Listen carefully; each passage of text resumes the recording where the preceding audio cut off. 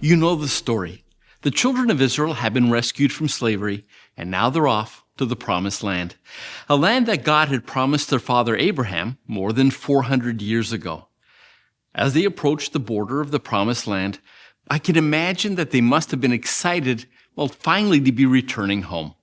But wait, there was a problem with their new home. While they were away, others had moved in. People who were giants, others who were warriors, others who lived behind great fortified city walls. And these new people, they were not going to leave without a fight. So Moses gathered some of the leaders around him, and together they decided that the best course of action was to do maybe a little reconnaissance. Spy out the land to see what they could look forward to, but more importantly, to see what they were up against. And what they were up against were the descendants of King Anak.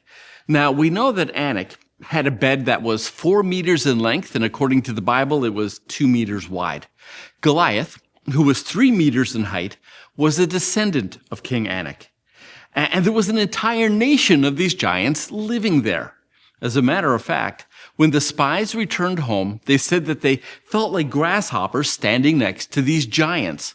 And the giants, they looked down on the spies as if they were looking at grasshoppers. One of the spies was a young man named Joshua. When they asked Joshua what he thought about the giants, his response was simply this: "We can take them." Okay, he didn't say it exactly like that, but that was his attitude. Joshua knew that they could win because his God was bigger than a nation of giants. So, what did the children of Israel do with that information? They took a vote and they decided to kill Moses, to choose a new leader, and then return back to Egypt. Fortunately for Moses, God steps in, and for their lack of faith, God sentences Israel to wander in the wilderness for the next 40 years.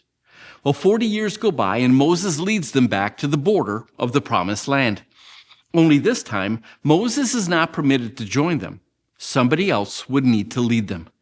And God looks around, and there, at the age of 80, the same age Moses was when God called Moses to lead, there stands the same man who believed that his God was greater than any giant.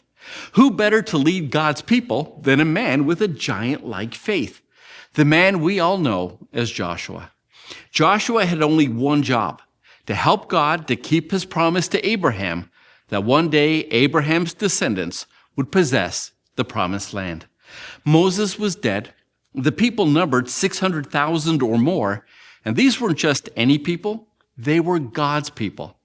And God's people, let me tell you, they were some of the most stubborn, rebellious, hard-hearted people on the planet.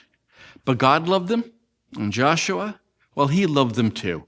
And Joshua was going to need all of the help God could give him in order to lead God's people home.